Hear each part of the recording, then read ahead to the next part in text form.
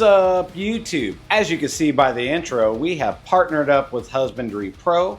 Make sure you use the code smalltownxotics if you're signing up to get 60 free days of Husbandry Pro. And I just got back from the Kinova facility where I got a cool animal, perfect male that fits all these females I've been making the past few years. And while I was there, I grabbed a quick interview with none other than Chaise, the man behind the scenes, making it all happen over there at Kinova. So we talk about market, projects, a couple little things. I ain't gonna lie, it's probably on my side, probably one of my worst performances as an interviewer.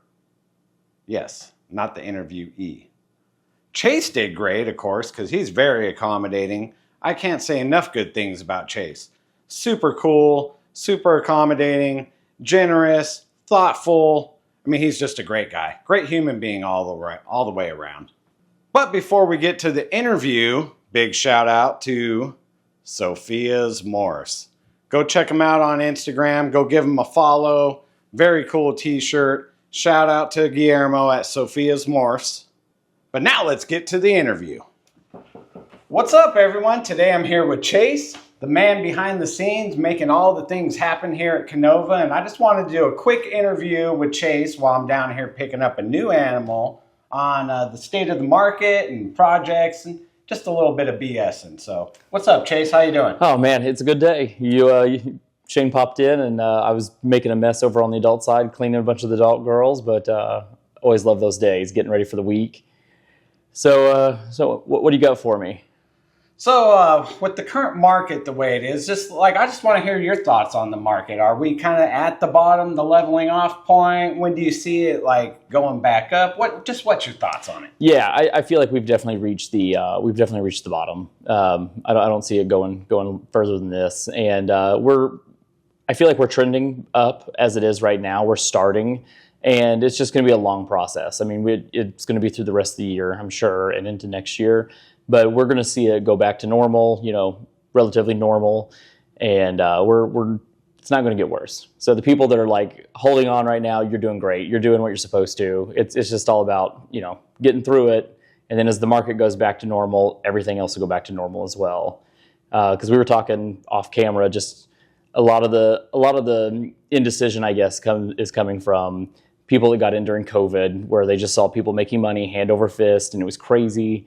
And then all of a sudden, over the next couple of years, they're not making any money. So now you see like people dumping their whole collections they bought into, and people just not willing to just kind of weather the storm like people had to in 2008 when the whole market crashed, and the snake market still survived then. Then again, people have said the ball python market's crashing since like 2003. Right.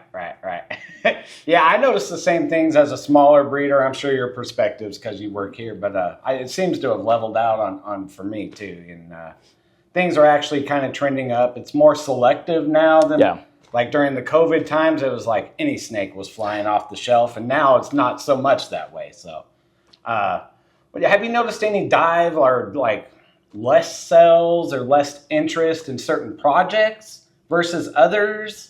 No, it's not certain projects, honestly. It's really, we're just like you just said, people are just more really intentional about the animals they're buying for those projects. Right. So instead of just, it's a deal, they're picking up anything for it, they're being really, really specific of like, well, I need a male and I need a male with this and this and this. And, they're holding off till they find that perfect animal. So I think a lot of it is just, I've not seen really one project suffer more than another. It's kind of all over, but everyone's just being really intentional, and I think that's going to be for the benefit of the industry as the market continues to go back, because everyone's been so intentional about those investment animals that we're only going to see the coolest cutting edge stuff coming back around. Right, I agree. Like everyone's going in their own little niches and really focused in, so it should be some cool stuff over the next couple of years. Oh yeah, for sure. So I heard you on another, I think it was probably Late to the Mic. Go check out Late to the Mic. He's got his own thing going too. You expect the ball python market to start like maybe going back to normal 2025? Oh yeah. What projects are Kinova like really honing in on over the next couple of years? Can you give us any secrets or not so secrets, whatever? I mean, that's the nice thing. It's funny. We don't really have any secrets. A lot of people, from the last facility, they thought we had a whole secret room where. I've heard that one multiple times. Yeah, we had a secret room. I've heard that one's still up and operational. You just never see it on camera. I've heard that. Oh, well. Like Area 51 for Yeah, snakes. we should push that one more then. That's for sure. Oh, yeah, this is just the boring stuff. Yeah.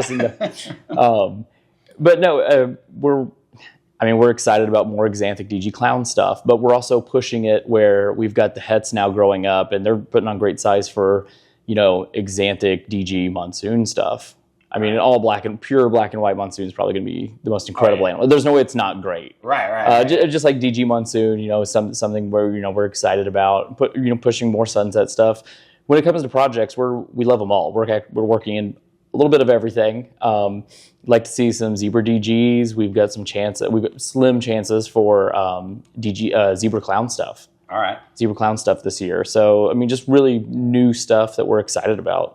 What are you guys doing in the G-stripe clown project? Because that's my main interest, and that's why I'm here picking up an animal on that project. What kind of direction are you guys going? Definitely, keeping on with Xanthic, DG, G-stripe clowns. So, pushing all those, just adding more codoms in it, and trying to make it the best thing we can.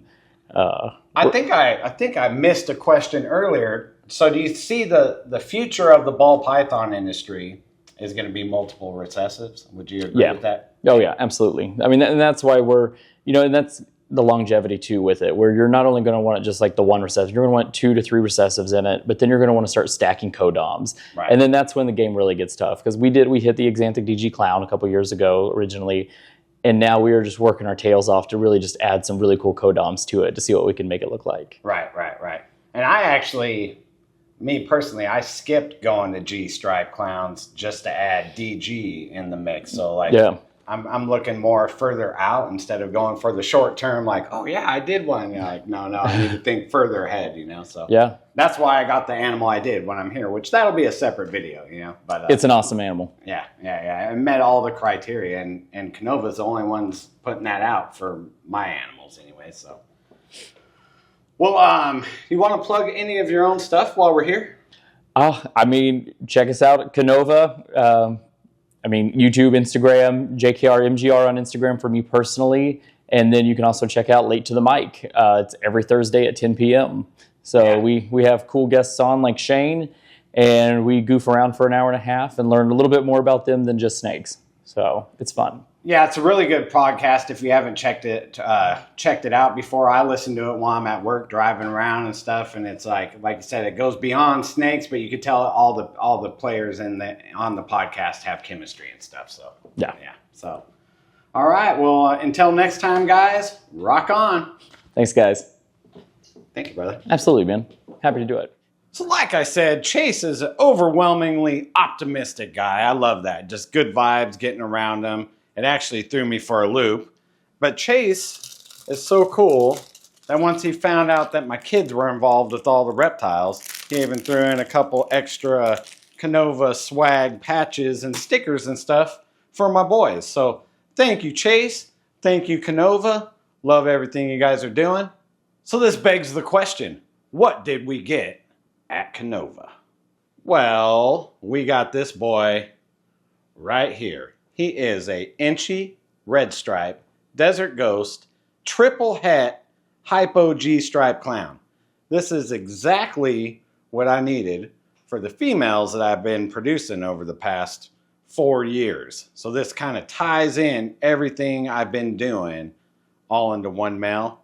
So big score. Thank you, Kinova. So here is to hitting some super red stripe hypo DG G stripe clowns, whatever the most proper way to say that is. I have no idea. I'm sure there's a better way or some kind of slang name. I'm not too hip on all that, but here's to that one day. So what do you guys think about the new pickup? I think he's badass.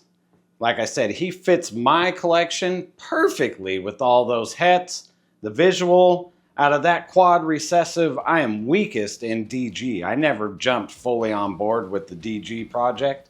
So it's nice for me to have a visual DG with those 3 hets and then some jeans on top. So jump down in the comments and let me know what you think of this badass male. I'm gonna test them out at RAL. And make sure you jump over to our Patreon, links down in the description. Check out all the tier levels. I got a bunch of perks for everyone that wants to jump on board. You can even jump in as a free member. I do make some free posts over there that are unlocked for everyone. But go ahead, jump on over there, check it out, see if it's right for you. If not, no worries. I'm still here on YouTube and Instagram. Until next time, guys, rock on.